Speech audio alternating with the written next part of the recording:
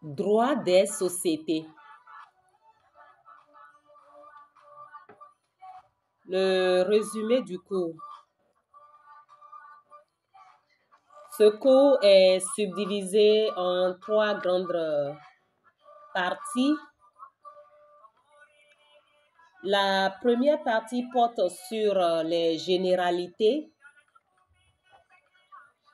La deuxième sur les sociétés commerciales. Et la dernière partie présente les obligations des sociétés commerciales dans le cadre de leur constitution.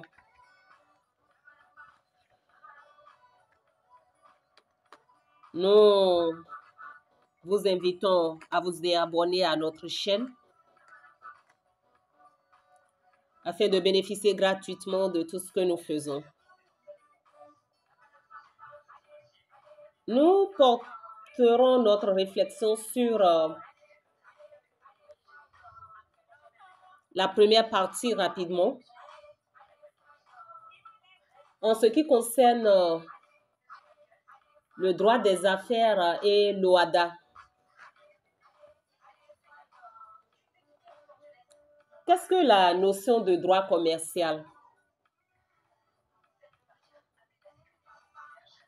Quel est le rapport entre le droit des affaires, le droit des entreprises et le droit économique? Nous pouvons dire que ces 4 dénominations sont souvent utilisées pour désigner des choses similaires. Le droit commercial tire sa dénomination de l'activité même du commerce. Le droit des affaires, parce qu'on veut considérer, outre l'activité commerciale, les activités connexes telles que le transport, le prêt, les sûretés, le travail salarié, les infractions pénales entre commerçants, les activités bancaires, l'opération de charges et assurance, et nous en passons. La dénomination droit de l'entreprise est utilisée en référence au cadre de l'activité commerciale qui n'est autre que l'entreprise au sein de laquelle on retrouve des commerçants internes.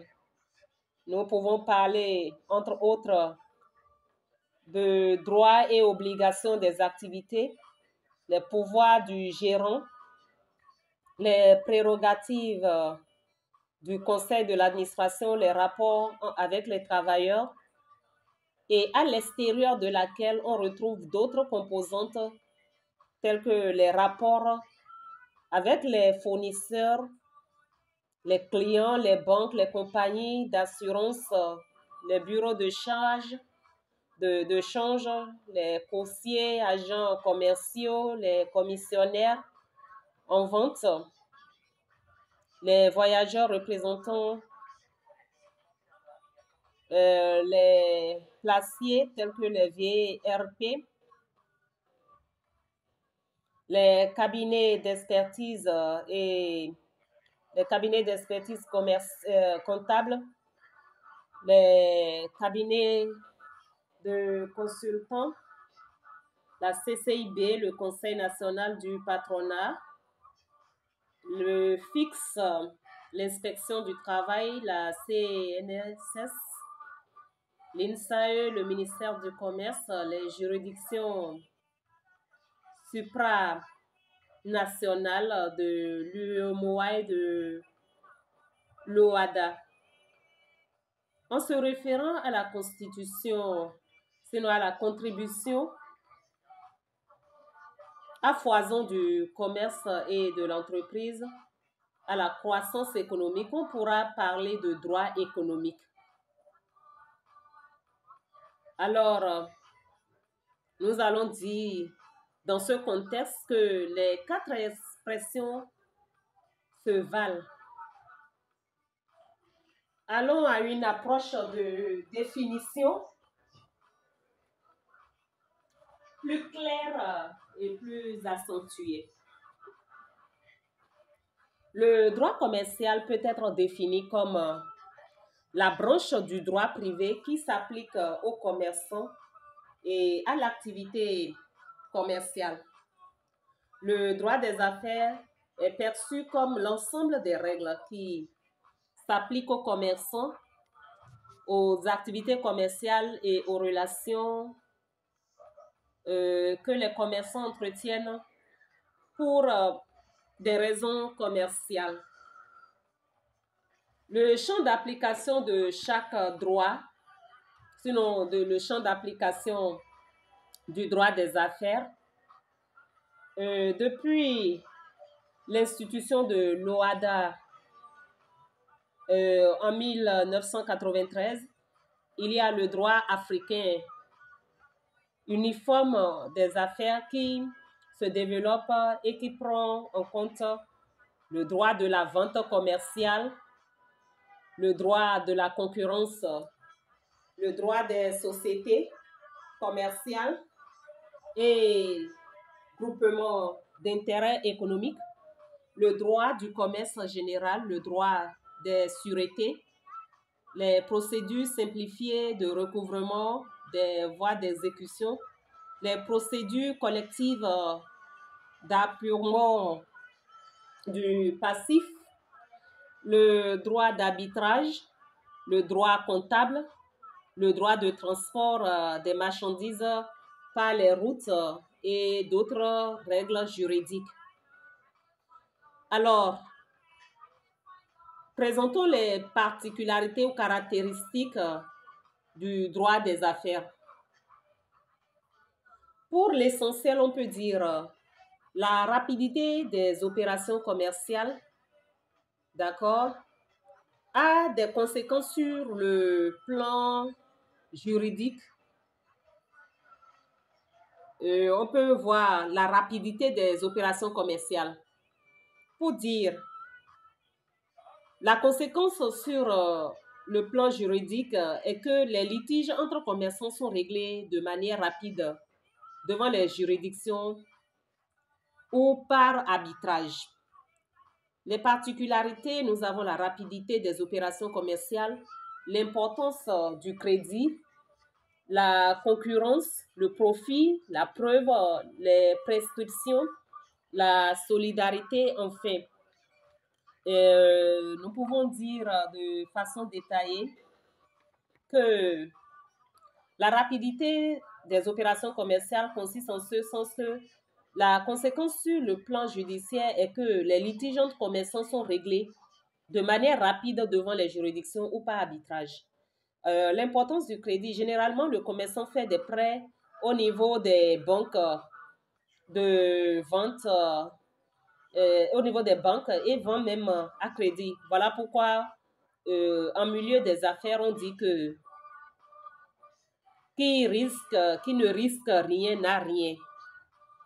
La concurrence, elle est de taille dans les affaires, mais elle est réglementée. La concurrence déloyale est sanctionnée. En termes de profit, en matière commerciale, la recherche de profit est le mobile permanent.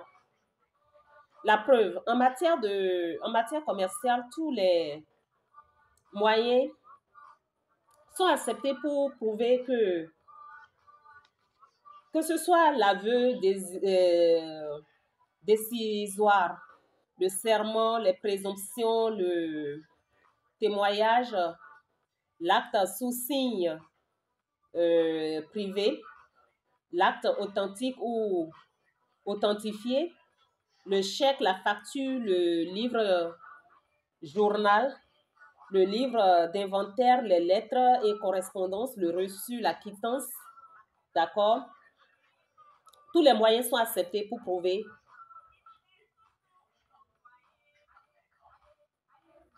que ce que le commerçant fait. Alors, en termes de prescription,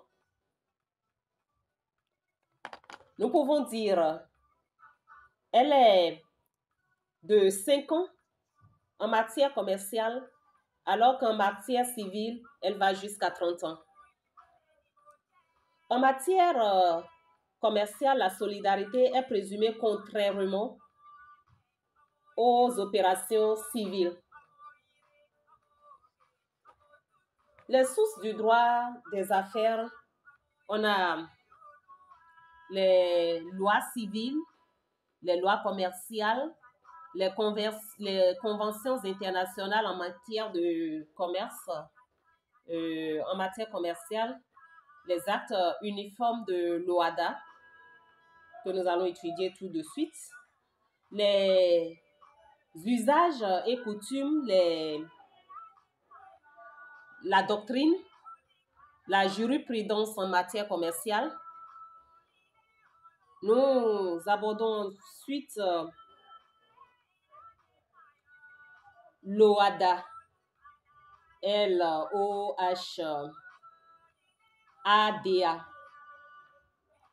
L'OHADA a sa définition et sa mission principale. L'OHADA est l'Organisation pour l'harmonisation en Afrique du droit des affaires. C'est un instrument de coopération et de développement économique institué entre 17 pays membres.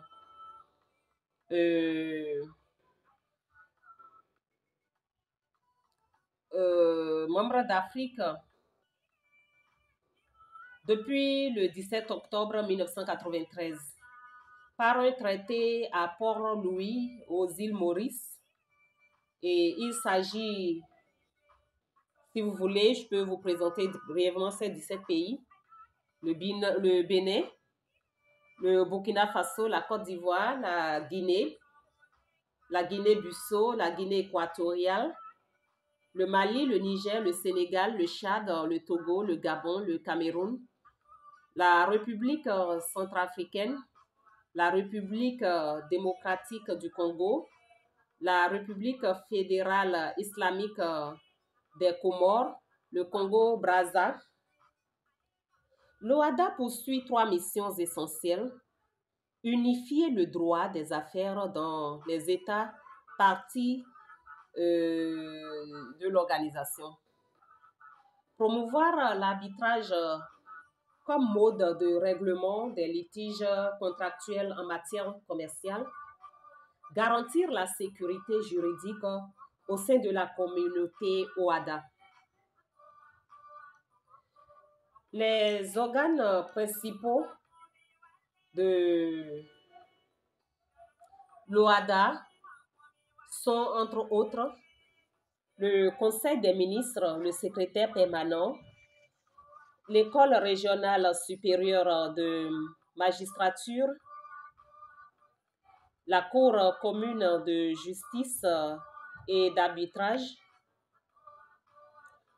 En termes d'actes uniformes, les textes de l'OHADA sont intitulés actes uniformes. Comme principaux actes uniformes, on peut citer l'acte uniforme de l'OHADA sur le droit commerce général, l'acte uniforme de l'OHADA sur le droit des sociétés commerciales et JIE, l'acte uniforme de l'OHADA sur le droit des sûretés, l'acte uniforme de l'OHADA sur la procédure simplifiée de recouvrement et les voies d'exécution, l'acte uniforme de l'OHADA relatif au droit et de l'arbitrage, l'acte uniforme de l'OHADA relatif au droit des sociétés coopératives. Les contentieux en matière commerciale. Le contentieux se définit comme tout litige porté devant les tribunaux. Comme objet de contentieux en matière commerciale, on peut citer la vente du fonds de commerce, la location-gérance du fonds de commerce, le crédit-bail, le recouvrement de créances, la gouvernance et la gestion des sociétés commerciales, la concurrence déloyale. Les contentieux sont dus aux actes de commerce les plus fréquemment, le plus fréquemment. Il y a donc lieu de déterminer la juridiction compétente et les règles d'application, d'étudier les moyens de preuve en matière commerciale et exceptionnellement les procédures simplifiées de règlement de litige.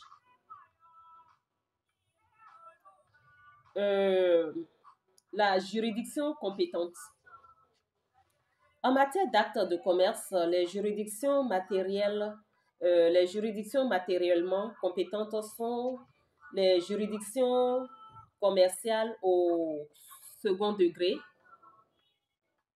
la cour d'appel, la chambre judiciaire en cassation, la cour commune de justice et d'arbitrage. Les règles d'application en termes de contentieux, on a les moyens de preuve, les procédures simplifiées de recouvrement des créances. En termes de moyens de preuve, n'importe lequel des moyens peut être utilisé pour démontrer le bénéfice d'un droit ou l'inexistence d'une obligation. L'acte sous signe privé, l'acte authentique, le témoignage, la présomption de fait de l'homme, l'aveu, le serment. La prescription ici est de 5 ans. La procédure simplifiée de recouvrement des créances. En matière commerciale surtout, il est institué une procédure simplifiée de recouvrement de créances qui permet à la victime de saisir le jugement qui fera injonction au débiteur à exécuter une échéance bien déterminée, à s'exécuter à une échéance bien déterminée. Pour bénéficier de cette procédure, la personne qui introduit la requête doit être un créancier et la dette objet doit cumulativement être liquidée, certaine et exigible. Il faut dire qu'il apparaît que le droit des affaires est un droit à la fois de caractère interne et de caractère international. Voilà pourquoi il n'est pas trop d'affirmer que les sources fondamentales du droit d'un pays des affaires sont internationales.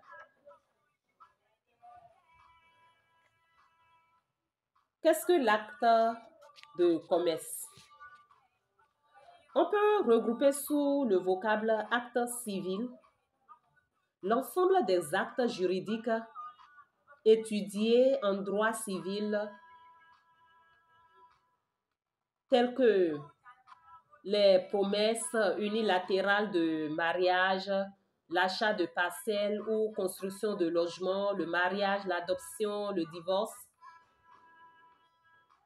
Et les actes de commerce constituent l'expression sous laquelle on regroupe les actes juridiques du commerçant. Il importe donc de comprendre le contenu des actes de commerce à travers leur définition, leur nature et leur régime juridique. En termes de définition, l'acte de commerce peut être défini comme un acte par lequel une personne ou un commerçant acquiert un bien ou un service pour le céder dans l'intention de réaliser un profit ou un bénéfice. Il y a donc des actes qui ressemblent aux actes de commerce sans pour autant l'être. L'achat pour consommation, la vente d'un produit qu'on n'a pas acheté, le cultivateur qui vend le manioc cultivé par exemple, la vente d'un bien tiré directement du sol à l'exception des mines, carrières, gisements, ressources naturelles, l'acquisition des cessations, l'acquisition pour cession de biens à titre gratuit et ceux qui ont le caractère d'actes de commerce. Tous ceux que nous venons de citer, d'accord, il y a ceux-là qui ressemblent aux actes de commerce sans pour autant l'être et ceux dont le caractère d'actes qui ont un caractère d'actes de commerce. Entre autres, l'achat de biens, meubles ou immeubles en vue de leur revente, les opérations de banque, de bourse, de charge, de courtage, d'accord? On peut dire le coursier, c'est le commerçant qui négocie entre deux personnes à contacter. On peut parler aussi de transit et d'assurance. Les contrats entre commerçants pour les besoins de commerce, je continue à citer ceux qui ont le caractère d'acte de commerce. L'exploitation industrielle des mines, carrières et de tout gisement de ressources naturelles, les opérations de location de meubles, les opérations de manufacture, de transport telles que les commissions, le courtage, agences, les opérations intermédiaires en matière d'action, de part sociale. Il faut voir au fait que les actes de commerce font intervenir les règlements commerciaux. Excusez, les règles commerciales. Et font intervenir les règlements commerciaux, contrairement aux actes civils. La procédure se déroule devant les juridictions commerciales, contrairement à celle des actes civils. Quels sont les types d'actes de commerce? On distingue l'acte de commerce par nature ou acte objectif, les actes de commerce par forme, les actes de commerce par accessoire ou acte subjectif.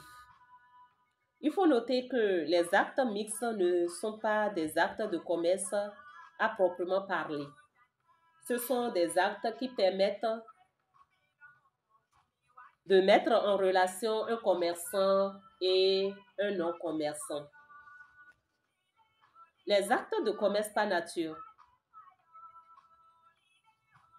Les actes de commerce par nature sont les plus nombreux. À leur analyse, on perçoit clairement les 3 critères clés de reconnaissance des actes de commerce: achat, vente, recherche de profit. Et les actes de commerce par nature ou actes de commerce objectif constituent les opérations normales d'un commerçant. On distingue 2 catégories: l'acte de commerce par nature accompli isolément et l'acte de commerce par nature accompli dans le cadre d'une entreprise. Les actes de commerce, par leur forme, ce sont des documents juridiques auxquels la loi donne le caractère commercial. Il s'agit de la lettre de change, du billet d'ordre et du récépissé warrant ou warrant. La lettre de change est l'instrument de crédit par lequel une personne appelée tireur ou donneur d'ordre donne l'ordre à une personne appelée tirée de remettre à une autre personne appelée bénéficiaire une certaine somme à une date précise. Le billet à l'ordre. Le billet à l'ordre est un récit par lequel une personne appelée souscripteur s'engage à payer à une date donnée une somme donnée à une autre personne appelée bénéficiaire. Le warrant est un titre qui contracte, sinon qui constate l'engagement de payer, une somme d'argent garantie par des marchandises.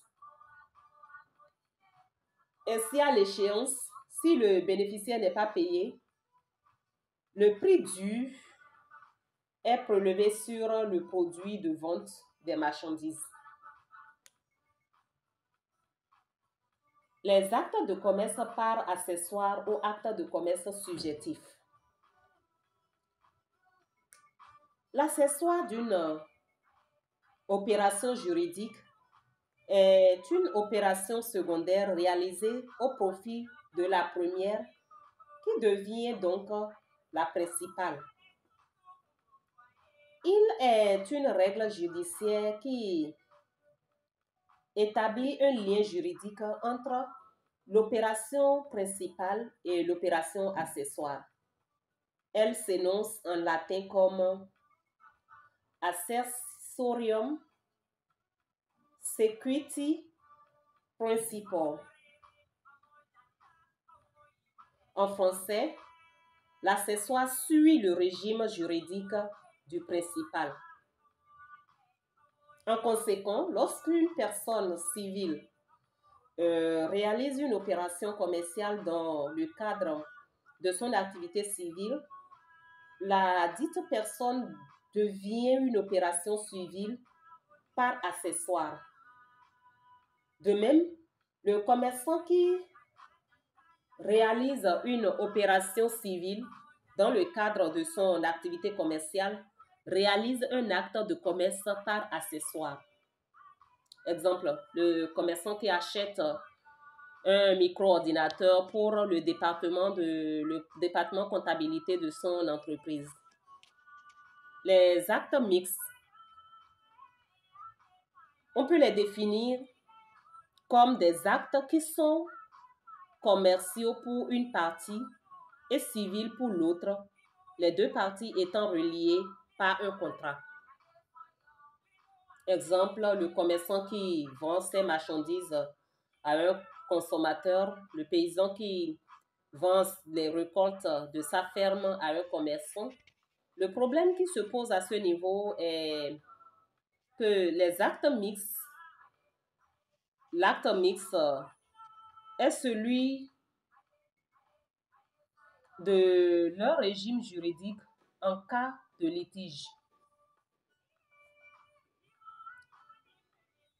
Le régime juridique des actes mixtes.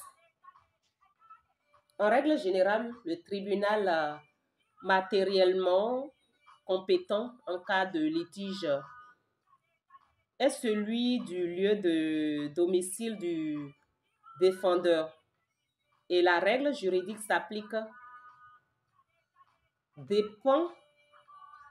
la règle juridique applicable dépend du tribunal matériellement saisi. Le régime juridique varie donc selon le défenseur et un commerçant ou non commerçant. On distingue deux régimes en la matière, le régime unitaire et le régime dualiste.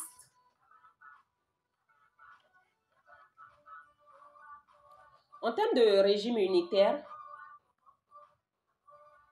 il faut dire, dans certains cas, il est difficile d'appliquer les règles différentes. Il est difficile d'appliquer des règles différentes selon que l'acte est civil pour l'une ou l'autre des parties.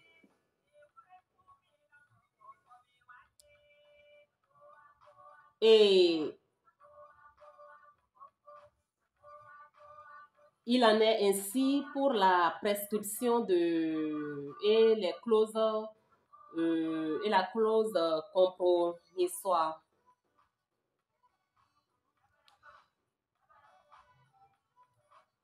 Je reprends pour dire que dans certains cas, il est difficile d'appliquer des règles différentes selon que l'acte est civil pour pour l'une ou l'autre des parties et commercial pour l'autre partie, pour l'autre. Il en est ainsi de la prescription et de la clause compromissoire. On sait que la prescription de l'acte mixte est de 5 ans. En cas de litige, on appliquera la règle de 5 ans tant pour celui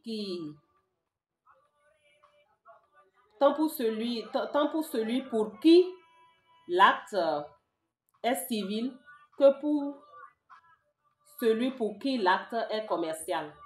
En fait, la clause compromissoire étant une opération essentiellement commerciale, elle sera interdite par rapport à celui pour qui l'acte est civil, puisque l'arbitrage est en principe interdit en matière civile. Le régime dualiste, c'est un régime qui consiste à appliquer le droit civil à celui pour qui l'acte est civil et le droit commercial à celui pour qui l'acte est commercial. En conséquence, en cas de litige, le tribunal civil sera matériellement compétent chaque fois que le défendeur est celui pour qui l'acte est civil. Le juge saisi appliquera donc les règles du droit civil au détenteur et celles du droit commercial au demandeur. En revanche, si le défendeur est celui qui accomplit un acte de commerce, le demandeur a le choix entre le tribunal civil et le tribunal de commerce. Quel que soit le tribunal choisi, le droit commercial sera appliqué au défendeur et le droit civil au demandeur. Il faut comprendre que la plupart des litiges en matière commerciale utilisent la procédure d'arbitrage qui est ouverte à partir d'un compromis d'arbitrage. Ici, comprenons le contrat par lequel deux commerçants en litige décident de régler l'affaire par voie d'arbitrage ou d'une clause compromissoire, c'est-à-dire la disposition que deux commerçants insèrent dans un contrat à partir de laquelle ils décident de régler par voie d'arbitrage les litiges qui naîtront dans le cadre de ce contrat. La décision des activités désignées s'impose aux parties. sinon la décision des arbitres désignés s'impose aux parties. Nous venons de finir avec la première partie qui est celle de la généralité. Nous allons aborder la deuxième partie en termes de société commerciale. Et nous allons étudier le contrat de société et les notions de société. Le contrat de société se définit comme l'accord par lequel deux ou plusieurs personnes conviennent de mettre en commun certains de leurs biens ou apports pour faire commerce dans le but de partager le bénéfice qui en résultera. Le contrat de société tient lieu de statut.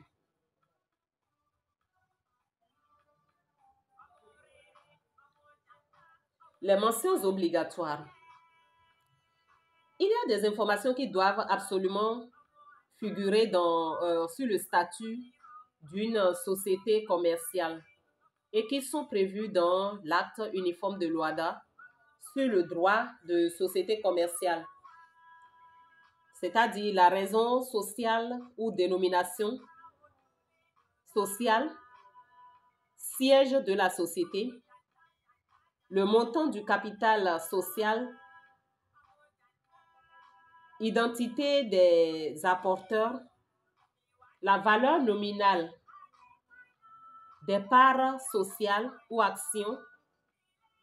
Et il y a aussi le fait que le contrat de société a des caractères. Le contrat de société peut être bilatéral ou multilatéral. Il est onéreux, il est solennel, d'exécution successive, il est commutatif et en principe intuitif personné. Qu'entendons-nous par la notion de société? La société est une personne morale de droit privé qui, lorsqu'elle est constituée légalement, acquiert la personnalité juridique. Elle est en principe un regroupement de personnes qui se caractérisent entre autres par l'affectio society,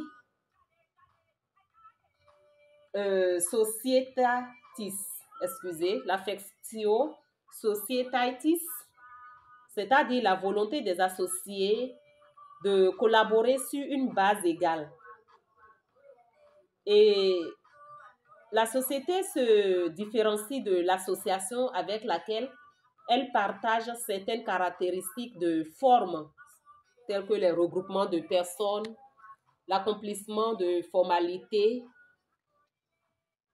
de constitution, la personnalité juridique, le patrimoine,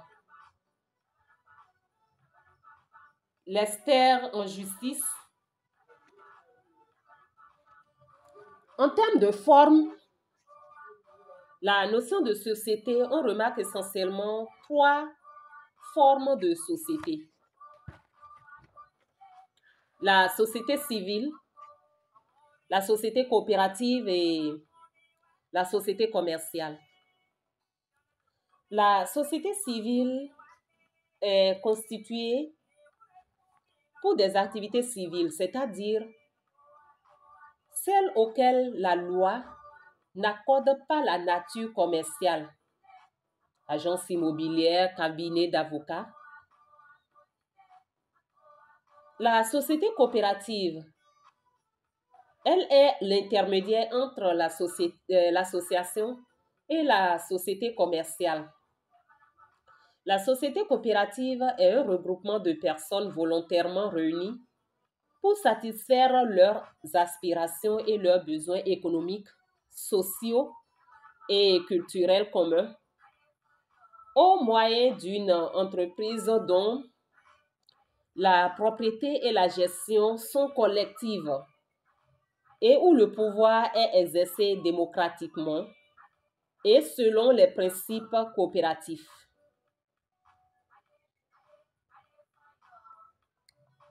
Je viens de citer l'article 4 de la Constitution des sociétés coopératives.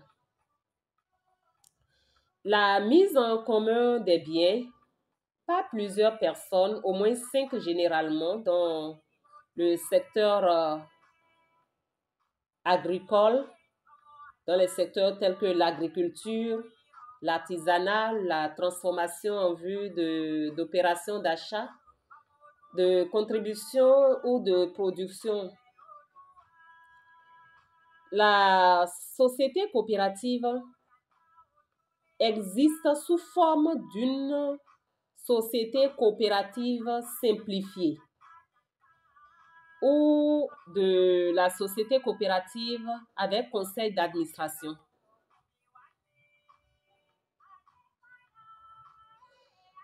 La société commerciale, c'est la mise en commun des biens dans le but de commercer et de partager le bénéfice qui en résultera ou de profiter de l'économie qui en résultera. Sa durée de vie minimale, sinon maximale, sa durée de vie maximale est de 99 ans. Elle opère exactement comme un commerçant. Voilà pourquoi on l'appelle aussi commerçant personne morale. Tandis que le commerçant individuel ou l'établissement s'appelle commerçant personne physique. Retenons que la société commerciale est de nature commerciale et la société civile est de nature civile. La coopération, la société coopérative fonctionne suivant les règles commerciales et civiles, donc elle est mixte et en réalité les règles sont spécifiques à son niveau. Les sociétés de personnes. La société en nom collectif.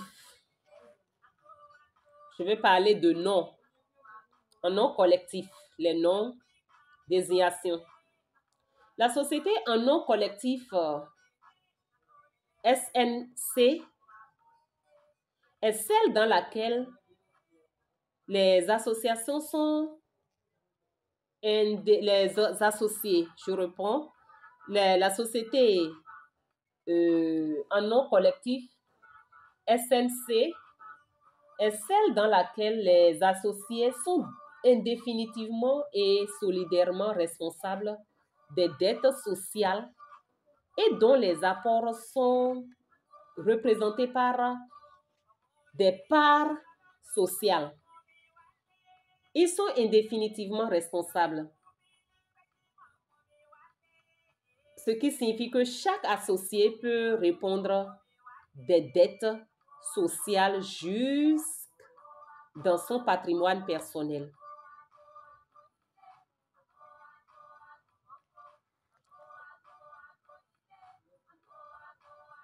Ils sont solidairement responsables. Ce qui signifie que même les associés, ce qui signifie que le même associé peut être poursuivi pour la totalité des dettes de la société. Donc, la société en nom collectif, les membres, on peut dire, ils sont indéfiniment responsables et ils sont solidairement responsables. Mais cette procédure n'est pas valable, sinon la société, le cas où ils sont solidairement responsables, elle n'est valable qu'après une mise en demeure de 60 jours au moins adressée à la société et restée infructueuse. Elle peut être prolongée de 30 jours au maximum.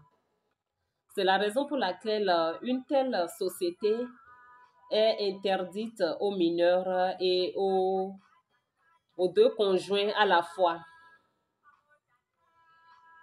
Cette société est essentiellement composée de commerçants, donc possédant leur propre registre de commerce.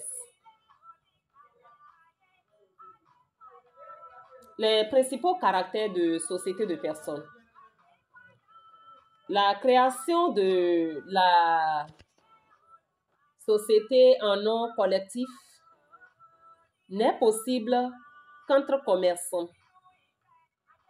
La société en nom collectif se crée généralement entre les personnes qui se font mutuellement grande confiance et qui s'estiment, se solidarisent et qu'on peut retrouver parmi ses amis, sa famille.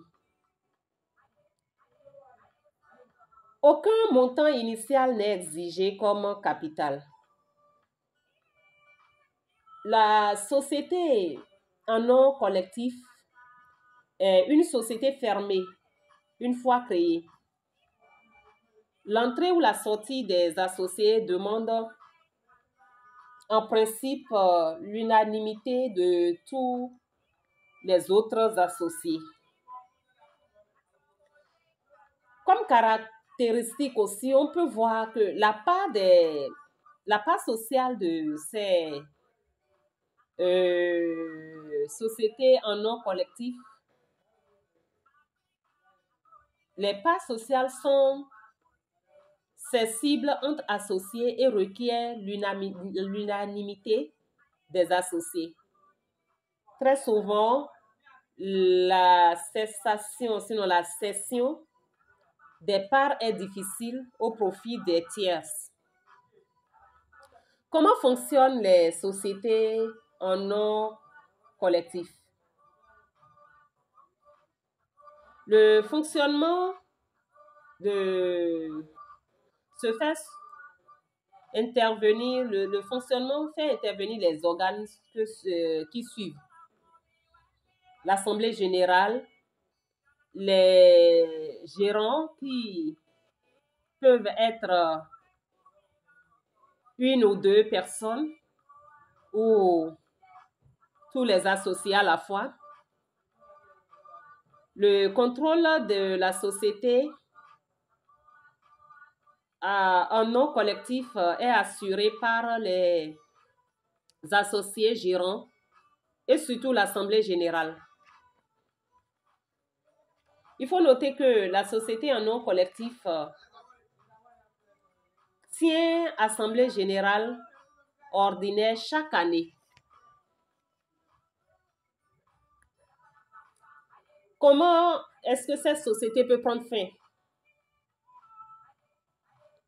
Elle prend fin par l'une des causes suivantes: le décès de l'un des associés, l'entrée d'un non-commerçant, la volonté des associés de dissoudre la société, la décision de justice et au plus tard 99 ans après. Passons à la société en commandite simple. La société en commandite simple est celle dans laquelle coexistent ou collaborent un ou plusieurs commerçants appelés commandités, indéfiniment et solidairement responsables des dettes sociales et ou plusieurs non-commerçants appelés commanditaires responsables des dettes sociales à concurrence au prorata de leurs apports. Les principaux caractères de ce genre de société en commandite simple sont: pour qu'une personne, sinon pour qu'une société en commandite simple soit créée, il faut au moins un commerçant et un non-commerçant. Aucun montant n'est exigé comme capital social. L'entrée ou la sortie de la société en commandite simple requiert l'unanimité des associés commandités et la majorité des commanditaires en personne et en part sociale. La cession des parts varie selon qu'il s'agit d'un associé commandité ou d'un associé commanditaire. Les parts sont cessibles. D'accord, les parts sont cessibles entre associés. Vis-à-vis des tiers, elles le sont également lorsqu'il est question de l'entrée ou non d'un commerçant.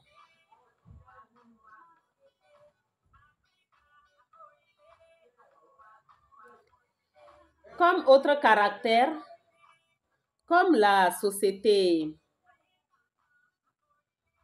non commerciale, l'intuitif personné joue également dans la SCS,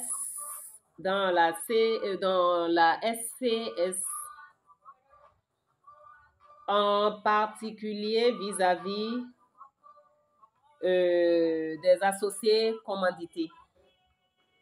Comment ça fonctionne? Cette société, elle fonctionne à partir des organes suivants. L'Assemblée générale, elle définit les grandes orientations de la société et vote le budget. Les gérants, qui ne peuvent être gérants de cette société que les associés commandités. Le contrôle de la SCS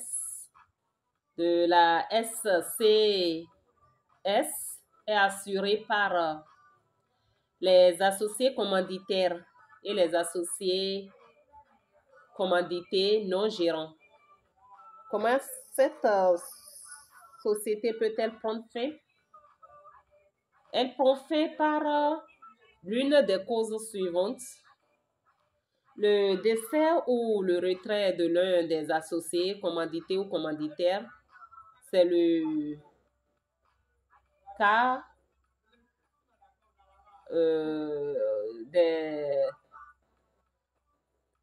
c'est dans ce cas-là, la volonté des associés de dissoudre cette société, la décision de justice au 99 ans après. Alors, nous continuons encore au niveau des sociétés de capitaux, les SA. Au niveau des SA, nous avons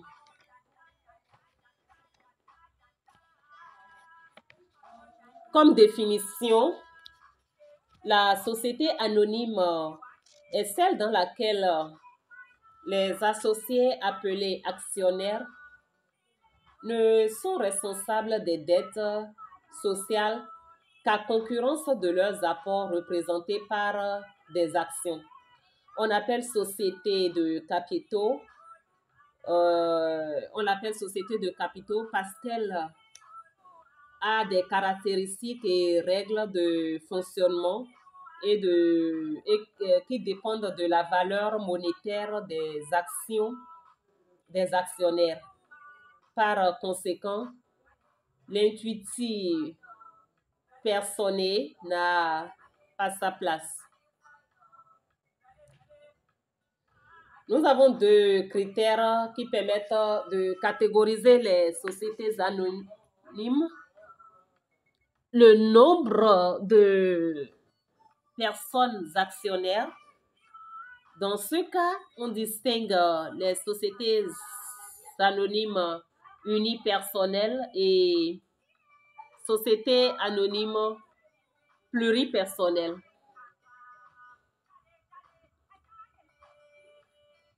Le second critère est l'appel public à l'épargne. Dans ce cas, on distingue les sociétés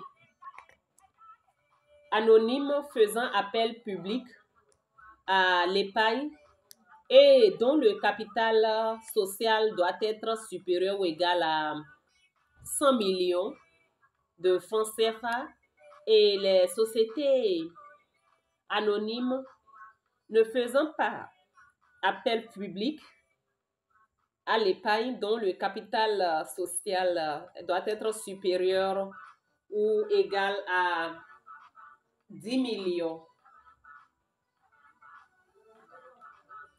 Il faut noter, je parle en francs de CFA. Je parle en francs CFA. Il faut noter que l'appel public à l'épargne est la procédure par laquelle une société anonyme ouvre son capital social à des personnes non associées, généralement à sa constitution. Les principaux caractères de la société anonyme sont la SA. Dans la SA, une valeur minimale est fixée par la loi comme capital social. Elle est de 10 millions de francs CFA. Elle est divisée en actions dont le montant nominal est librement fixé par les statuts. Le montant nominal est exprimé en nombre entier. Il faut voir aussi que la société anonyme est réputée pour le caractère pléthorique des actionnaires.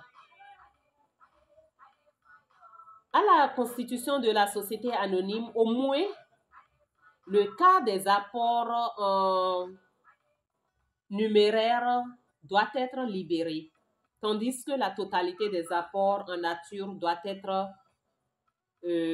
l'être. Les actions sont librement cessibles. Comment fonctionne la société anonyme? Nous avons l'Assemblée générale qui a pour but d'approuver les comptes de la société, d'affecter les résultats, de nommer les administrateurs et commissionnaires aux comptes et commissaires aux comptes.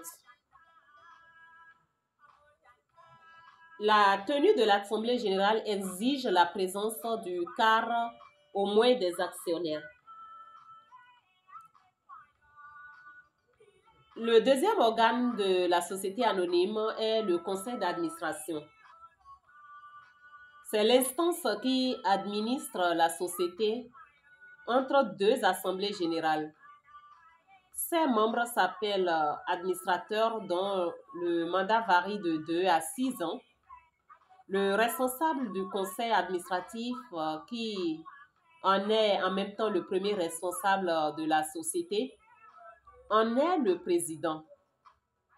Lorsqu'il cumule la gouvernance et la direction exécutive de la société, il s'appelle le PDG, le président directeur général.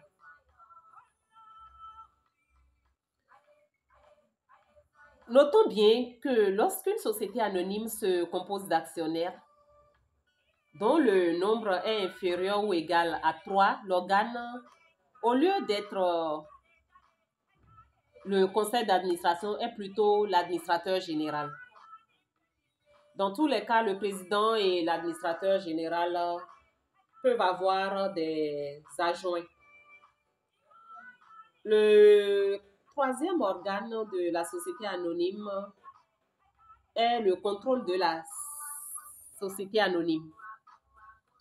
Le contrôle de la société anonyme est assuré par un ou plusieurs commissaires aux comptes qui sont nécessairement des experts comptables désignés en assemblée générale. La fait de la société anonyme surgit par la décision des actionnaires en assemblée générale extraordinaire. Dans le cas où les capitaux propres de la société deviennent inférieurs à la moitié du capital social et que les régulations n'interviennent, la régulation n'intervient pas au plus tard à la clôture du deuxième exercice suivant le constat de perte. Par la décision de la justice, la société anonyme aussi peut prendre fin. Nous avons aussi les sociétés mixtes. La société mixte à responsabilité limitée. Les SARL. Une société SARL est celle dans laquelle les associés ne sont responsables des dettes sociales qu'à concurrence de leurs apports représentés par les parts sociales. On l'appelle société mixte, hybride ou intermédiaire parce qu'elle reçoit l'application de certaines règles de société de personnes et d'autres sociétés de capitaux. On distingue les SARL unipersonnels et les SARL au sein de laquelle les associés sont au moins deux ou pluripersonnels. Les principaux caractères de ces sociétés sont les suivants. Le caractère social d'une valeur minimale de 1 million de francs CFA doit être divisé en parts sociales de valeur nominale identique ou supérieure à 5 000 CFA. La part doit être intégralement libérée à la constitution de la société et dans la SARL, les parts sont librement cessibles. La SAR est réputée pour sa facilité de gouvernance et sa gestion. Comment fonctionne-t-elle? Le fonctionnement de la SAR intervient avec les organes suivants, l'Assemblée générale des associés et le gérant qui peut être associé ou un tiers et qui est désigné par des associés, gérants statutaires, gérants non statutaires. Sa désignation requiert plus de la moitié du capital.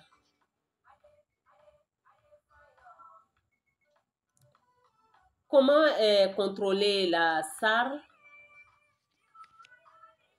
Le contrôle de la SAR est assuré par les associés gérants.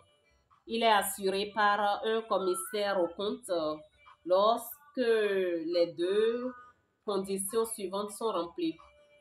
Le total du bilan supérieur à 125 millions de francs CFA, le chiffre d'affaires annuel supérieur à 250 millions de francs CFA, l'effectif permanent supérieur à 50 personnes. La SA cesse d'exister par la volonté des associés, la décision juridique, la décision de la justice, et au plus tard 99 ans après. Les sociétés sans personnalité juridique, ce sont des sociétés de fait. On appelle sociétés de fait celles dont les associés collaborent dans le cadre d'une activité commerciale sans avoir accompli les formalités exigées à cet effet. Société qui s'ignore ou créent, sociétés qui s'ignorent ou qui sont créées de fait, ou dont il est, ils ont commencé sans achever les dites formalités, sociétés ratées. Ces sociétés fonctionnent, le fonctionnement de ces sociétés se fait, le fonctionnement de ces sociétés de fait se rapproche des sociétés de la CNC, Société non commerce. Si les droits d'une telle société ne sont pas protégés par la loi, les obligations du commerçant, lui, le sont. D'accord? Les obligations du commerçant lui sont imposées.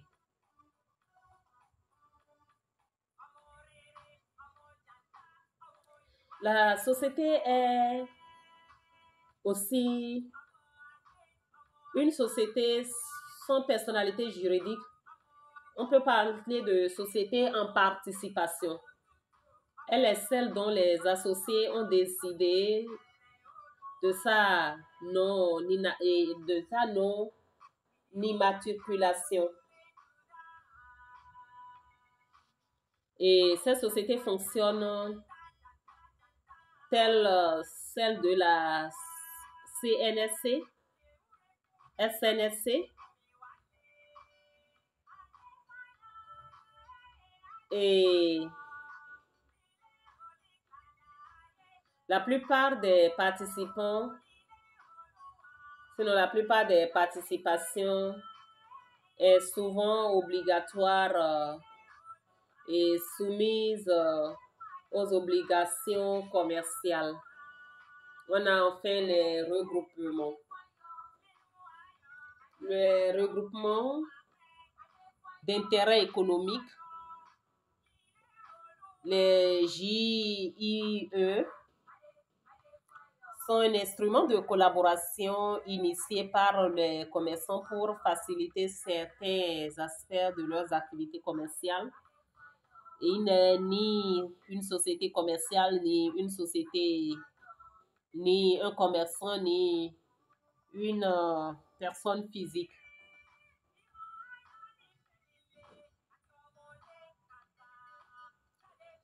Comment fonctionne-t-elle? Le fonctionnement des groupements d'intérêt se fait selon les règles retenues par les membres, lesquelles s'apparentent aux règles commerciales.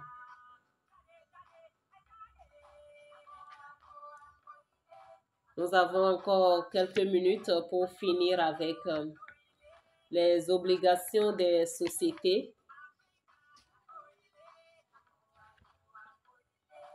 Les obligations des sociétés commerciales. Alors, profitons des dizaines de minutes qui nous restent. La troisième partie. Obligations des sociétés commerciales dans le cadre de leur constitution.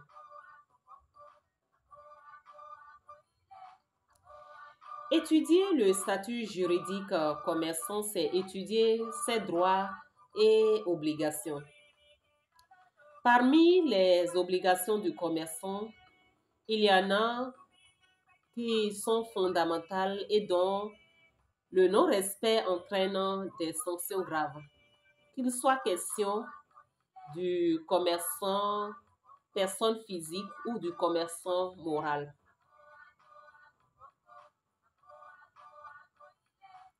Les obligations administratives.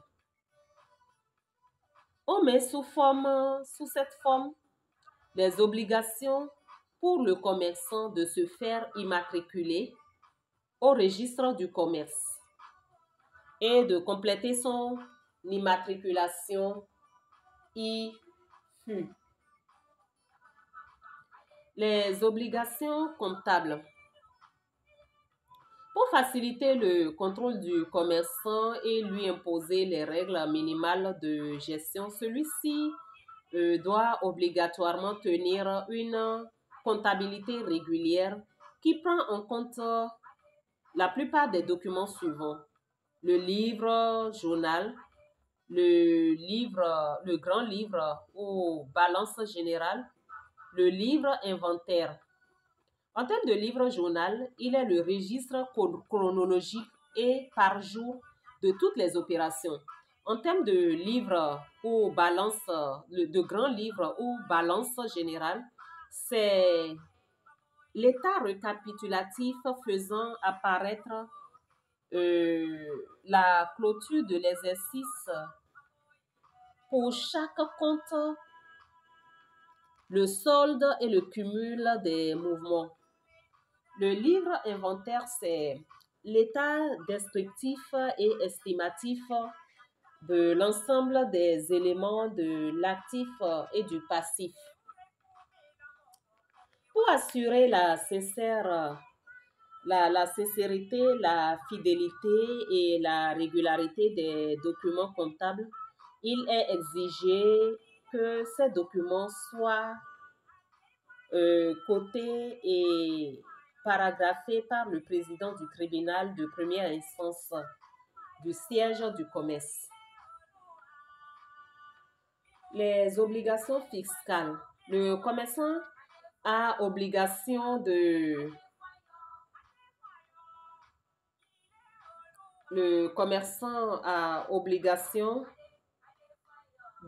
déclarer son activité commerciale au service des impôts.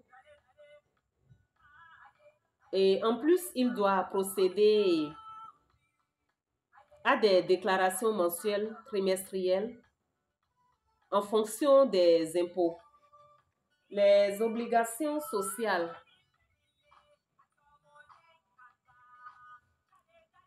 Le commerçant doit payer les salaires, le commerçant doit immatriculer ses travailleurs à la Caisse nationale de sécurité sociale et s'y déclarer lui-même.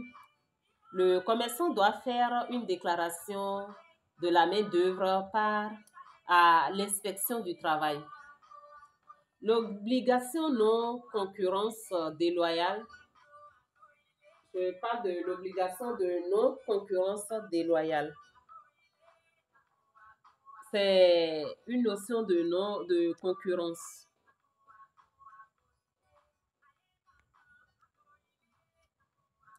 Elles sont de plusieurs sortes, nous allons les aborder. La concurrence peut être définie comme l'ensemble des commerçants qui adressent leurs produits aux mêmes clients ou consommateurs de sorte que chacun soit obligé de déployer des stratégies pour avoir le monopole du dit marché. En mercantile, étudier la concurrence, c'est orienter diverses recherches et études envers les commerçants qui vendent le même produit que soi. La clientèle étant l'élément fondamental du fonds de commerce, la concurrence est normale et la loi l'établit comme la règle normale de commerce.